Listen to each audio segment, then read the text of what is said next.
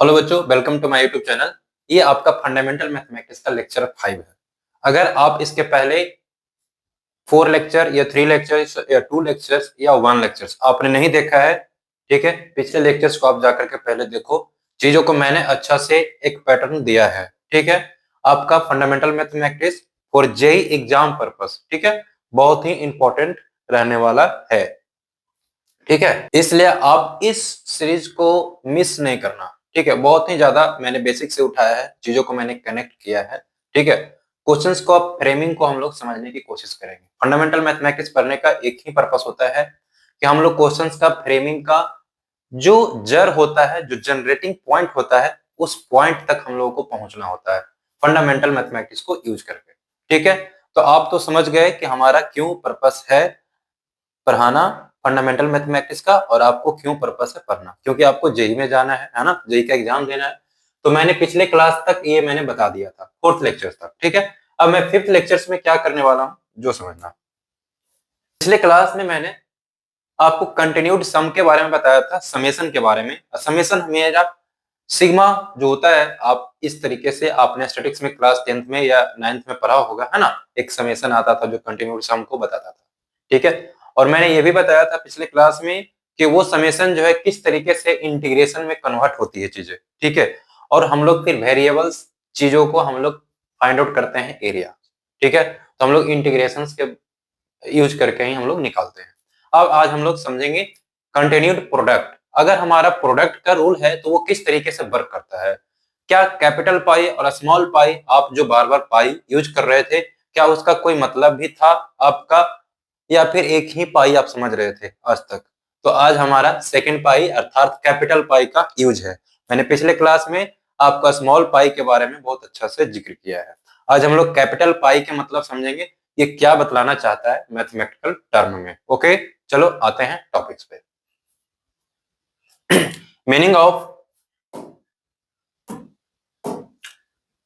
This यानी capital पाई, ठीक है। क्या बताना चाह रहा है ये, capital pi represent product of similar term, ठीक है। कैपिटल पाई जो है बच्चों, वो क्या रिप्रेजेंट करना चाह रहा है, कंटिन्यूड प्रोडक्ट को बताना चाह रहा है, या सिमिलर टर्म का प्रोडक्ट के बारे में बताना चाह रहा है। बट आपने स्मॉल पाई इस तरीके से पाई, या फिर बार बार आप इस तरीके से, है ना, इन दोनों को आप क्लास 9 और 10th वाले बच्चे जो होते हैं बहुत ज्यादा गलत करते हैं, ठीक है।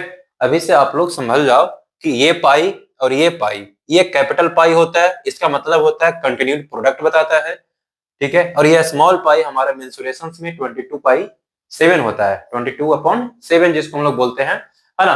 और इस पाई का मतलब होता है, जनरली हम लोग वैल्यू जो जानते हैं 3.14, ठीक है। और ये पाई डे सेलिब्रेट किया जाता है, जानते हो, 14 मार्च को। ये 14 हो गया और ये 3 मंथ हो गया, ठीक है। ये 14 हो गया आपका डेट, है ना, ये हो गया मंथ, यानी 14 मार्च को हर साल हम लोग पाई डे सेलिब्रेट करते हैं। ये इंटरनेशनल मैथमेटिक्स डे होता है, ठीक है। आपको ये जानकारी होना चाहिए इन दोनों में डिफरेंस, ठीक है।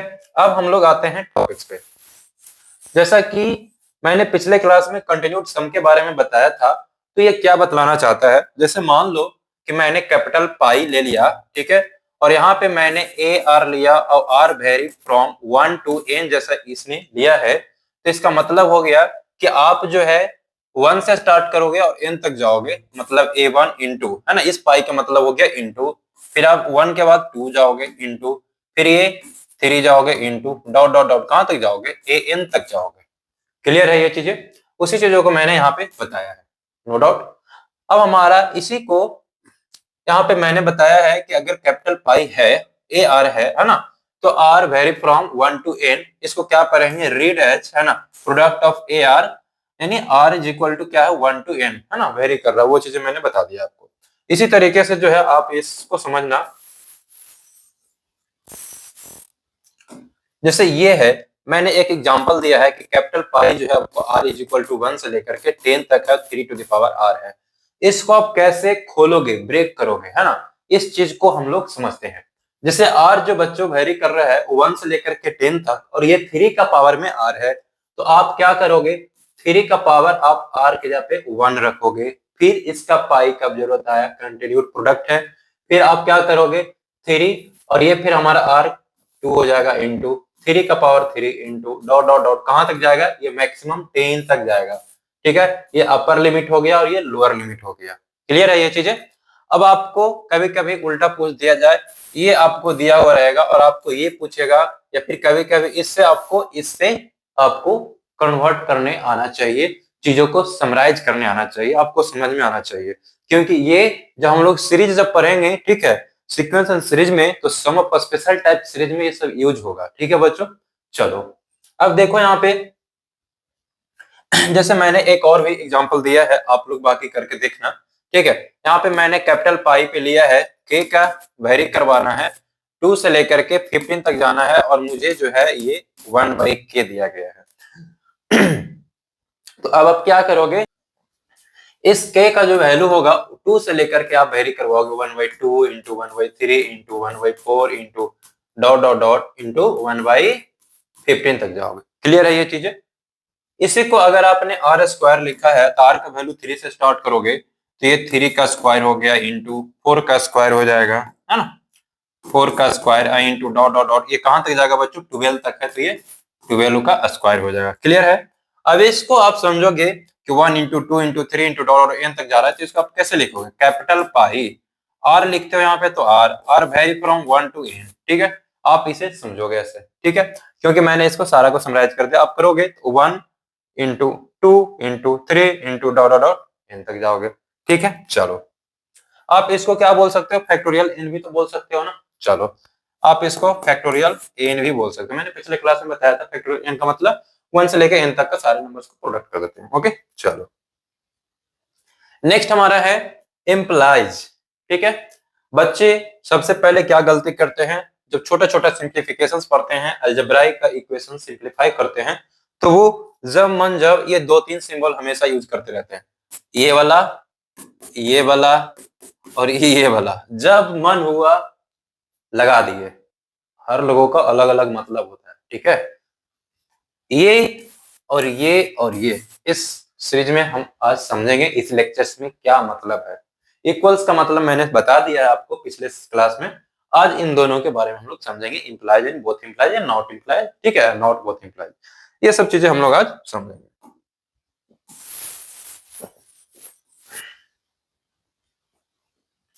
देखो ये क्या है, मीनिंग ऑफ इम्प्लाइज। ठीक है, मीनिंग ऑफ इम्प्लाइज, इसे क्या पढ़ने वाले हैं, इसे हम लोग इम्प्लाइज पढ़ने वाले हैं। ठीक है बच्चों, इस सिंबल को हम लोग क्या बोलते हैं, इम्प्लाइज बोलते हैं, कोई दिक्कत नहीं है। अब इसका मतलब क्या कह रहा है, अगर हम, ठीक है, आपको पढ़ा रहे हैं, क्लास ले रहे हैं, तो कुछ समझ में आ रही है चीजें, तो मैं आपको क्या क्या इम्प्लाई किया। ठीक है, इसी तरीके से समझना, अगर ए बी को इम्प्लाइज कर रहा है, मतलब इसको कैसे रीड करेंगे, read as A implies B and, ठीक है, ए इम्प्लाइज बी मीन्स ये क्या कहना चाह रहा है, if A is true then B is also true.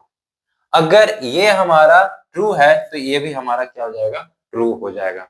ठीक है, पे implies Q, not Q implies not पे, इवन बेटर, ये चीजें आपको पता होनी चाहिए। ये बहुत ही बड़ा चीजें है। क्लास 11th में जो हम लोग मैथमेटिकल रीजनिंग पढ़ते हैं, तो वहां पे नेसेसरी एंड सफिशिएंट का कंडीशन होता है, तो सफिशिएंट इसमें बन जाता है दिस एंड नेसेसरी बन जाता है दिस। ठीक है, तो इसमें चीजों को ऑब्जर्व करना होता है। अगर आपका ए सही है, ठीक है, तो बी को भी सही होना पड़ेगा। ठीक है, इसी को मैंने मीनिंग बताया यहाँ पे, नॉट इम्प्लाइज। तो नॉट इम्प्लाइज क्या कहता है, कहता है, इसको मैं रीड कर रहा हूं, read as A not implies B and this, अगर इस तरीके से लिखा इन मीन्स इसका क्या मतलब है, a is true, a is true, अगर ए ट्रू है देन बी के बारे में आप कुछ नहीं कर सकते हो, वो ट्रू हो भी सकता है या ट्रू नहीं भी हो सकता है, इसीलिए मैंने लिखा मे और मे नॉट भी ट्रू। समझ में आ रहा बात है। अब देखो आगे, अब ये क्या है, if 2x minus 3 is equal to 0, तो ये x क्या इंप्लाइज करेगा, 3/2। अगर आप इसे फिर सोल्व करोगे तो ये बोथ इंप्लाइज भी करेगा, वो चीजें मैं आगे समझाया हूँ। ठीक है, अब ये क्या है, हमारा दो लाइन इंटरसेक्ट कर रहा है आपस में, तो दो आपस में एंगल बना रहा है अल्फा एंड बीटा, तो यहां से क्या कहेगा, that is alpha and beta are opposite angles to intersect line alpha is equal to beta. आपको पता है ना कि अपोजिट एंगल हमारा क्या होता है, इक्वल होता है, ये पता है ना ज्योमेट्री में, क्लास 9 में पढ़े होगे आपने। ऐसे मैं इसका भी करवाऊंगा आपको, ठीक है। ये देखो आप नेक्स्ट, जैसे x square plus 3x plus 2, ये आपका इक्वेशन है क्वाड्रेटिक, आप इसे सोल्व करोगे तो ये आपका आ जाएगा, ठीक है। तो ये क्या कर रहा है, एक दूसरे को इंप्लाइज कर रहा है, ठीक है।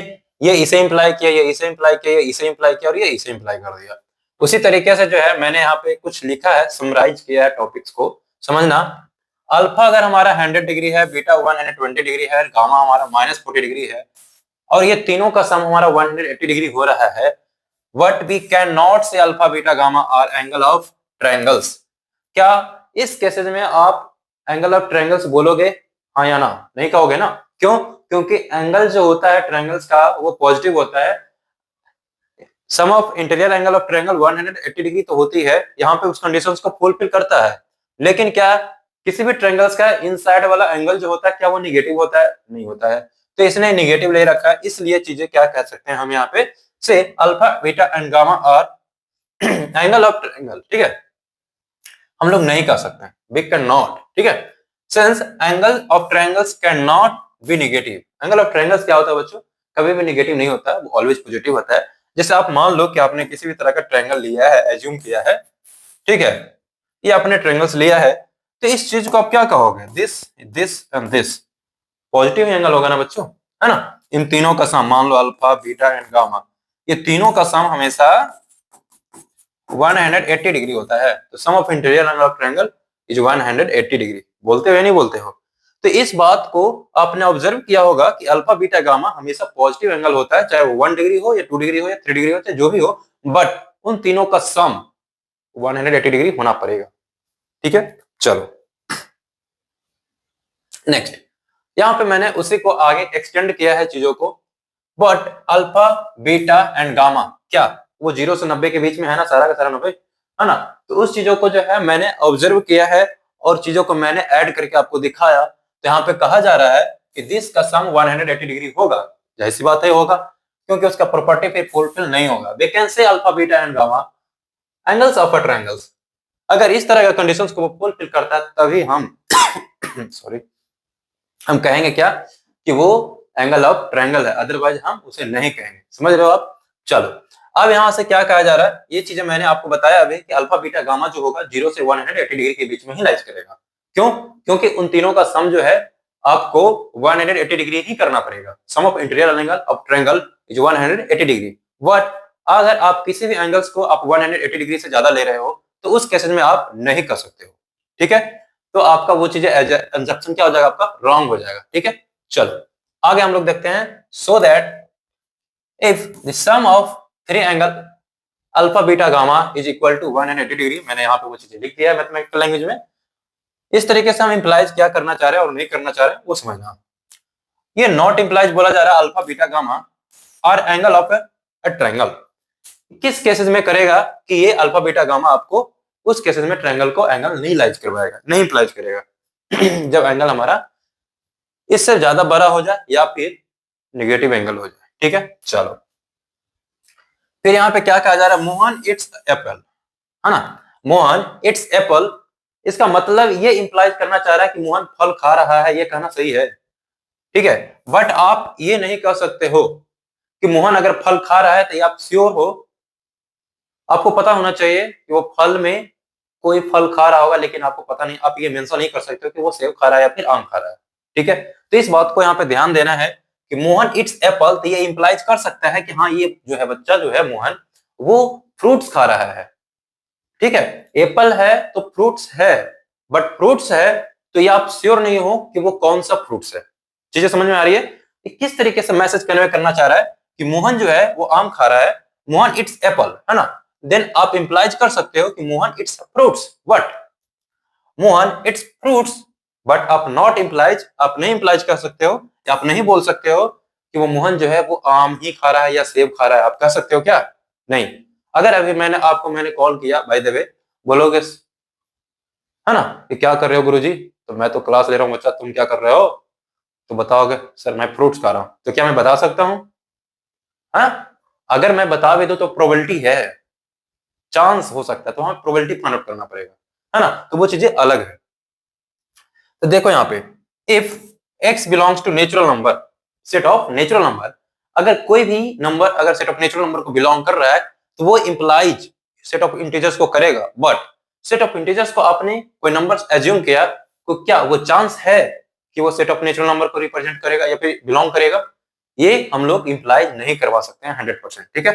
तो यहाँ पे आप गलत हो जाओगे। इसी को मैंने यहाँ पे लिखा है, since if x is an integers then x may और may not be natural numbers, ठीक है। यही चीज मैंने तो बताया कि 100% आप नहीं बोल सकते हो, ठीक है। 100% का मतलब आप जानते हो रिजल्ट, ठीक है।